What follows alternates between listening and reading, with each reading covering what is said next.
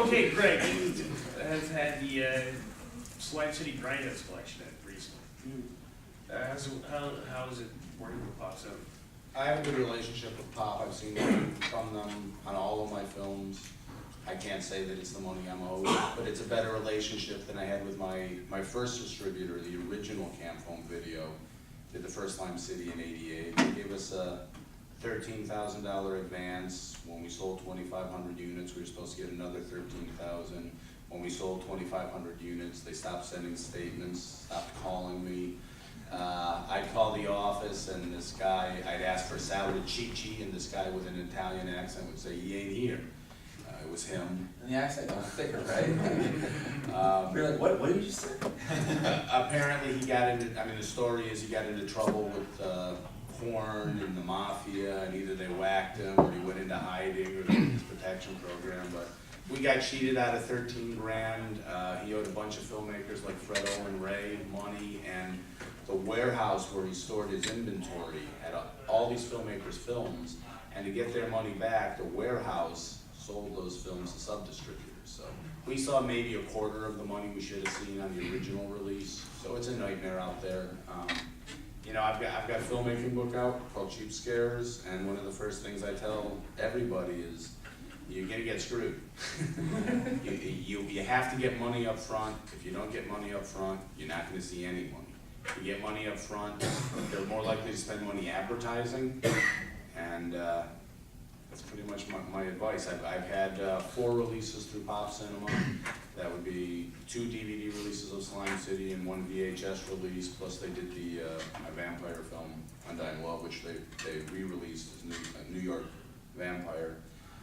I like working with them. They do a real good job putting the packages together. I think there's a real value in what they put together for the fans. Nice A lot of extras, nice graphics. They consult me on everything because they know that I like to be involved with promotion, but they don't pay advances.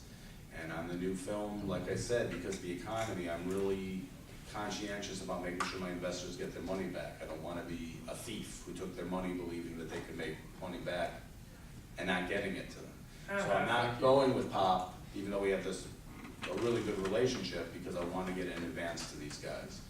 I'm about a week away from signing an agreement with a company that is paying in advance. I've got somebody else handling the foreign sales, so hopefully that's gonna work out. But it's brutal out there in distribution right now. One of the downsides of digital technology is, yeah, everyone gets to make a movie, but the bad thing is everybody's making a movie, and not everybody should be making a movie. And the companies look at it and they say, yeah, this movie is 10 degrees better than this movie, but this guy wants money and I don't have to pay this guy any money. Who are they going to take? It's glutted the market the same way it glutted the market back in '89 when the first Slime City came out. So I really have come full circle. I mean, every time a format comes out and makes these films viable again through distribution, the economy, the bottom falls through the market, and it just becomes very tough for guys like us to do it, which is why I admire Fred for having an operation that's able to do everything. I've never had any interest in being a self-distributor or to have my novel self-published. It takes a lot of extra time and effort and know-how to do that. I prefer working with distributors. They're just hard to find. And Michael, you just had a movie come out in Sweden.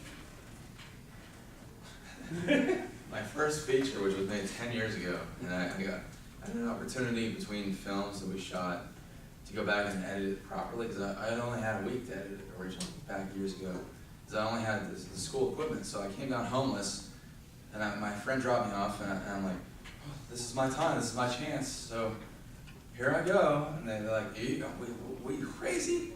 So I walk out of the car, and 30 seconds later, there's one of my good friends who I had a major crush on, and ended up dating for a long time, and was his, like, Christy, more. And so I had a place to stay. They may able to make the movie, but it was only a week, so it was never really what it was able to be. But so finally, years later, I got to edit it properly. And yeah, it's exciting. Finally, 10 years later. How did why end up coming in Sweden? Sick films. They contacted me. It was just I don't know. It's just one of those weird things. I wasn't trying to promote it. It was just something I did to sort of satisfy my, fuck it. It needs to be finished right, And we did it, and it was done, and it was right, and then, you know, once you do something right, people start talking and going, and next thing you know, like, hey, these guys want to do this, and it's exciting. We should probably wrap it up. Somebody tell me the time, please. Who is leaving the building? 6:05. 6:05, yeah. We I have a should, question. Okay. Of the audience. Exactly. How many of you download movies illegally? You all do, you son of a bitches. Never have. Never have. Really? So, I've been told, and you've probably been told, that the future is everything's going to be video on demand, downloading, even if you... It's really depressing. Do you believe that? Because I think as humans, people are collective, right? We're still collectors, man. We're still collectors. At heart, the real people are, but like everyone else that's not here, It's they like can give a the rat's people ass. who They're like, come and fucking plug this place up on Saturday so people like us can't even get in the bloody building. yeah, yeah. And are the people who steal the movies. And they're like, whoa, what are you doing here? I work with people who do it, and I lecture them constantly. I don't do it myself. I don't have to. You know, I got more than enough movies that come to me that I don't need to just take them. But I'd like to know how the other directors feel about their movies being on torrent sites, things like that. I personally hate it. Slime City Grindhouse came out, and that day it was available, although I say most of the sites that had it up were posting the previous version and none of the new extras or anything, so I mean, the thieves, something to it. the thieves are liars too. How do you go figure?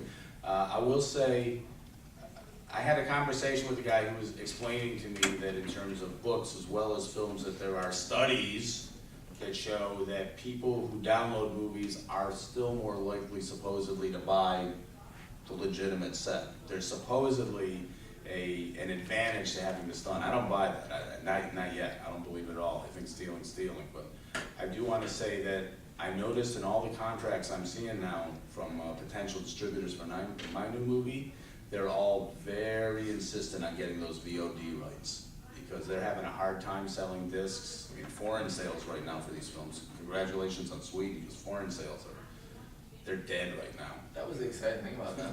They had the most sales of any of the releases they had. That's awesome.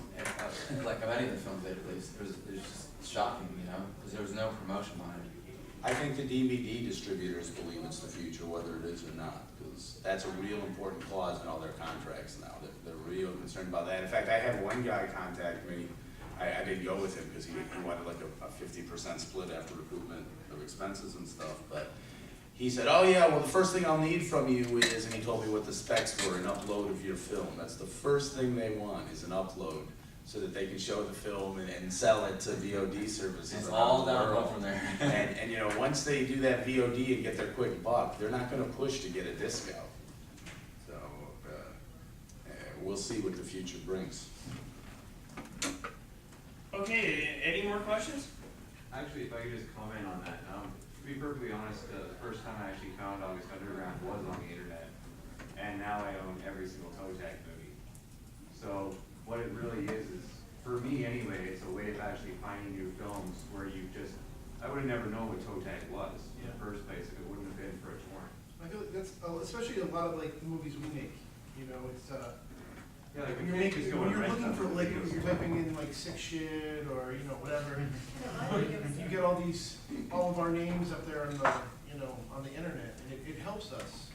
I mean, yes, it does suck that, you know, people are downloading it, but we go out of our way to make our stuff collectible. You know, we do special editions, we do limited posters, I mean, like, we really try to do something that's, Yeah, like those stuff editions go for stupid money. I mean, $100, $150. That'd be nice to see that. yes, it's, so I mean, so that's how we look at it. We really try to, we're fans of horror and we're collectors, so we try to make everything we do collectible because we don't have a lot of money to press up, you know, 25,000 units. So if we press up 2,000, you know, 5,000, it's, It's baby steps. yeah. Okay, so I guess we should place it there. And come to meet you, everyone.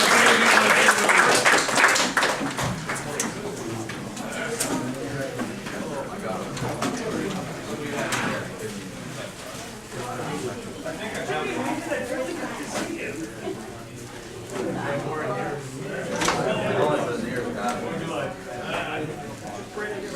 I see it, I see it. You guys are-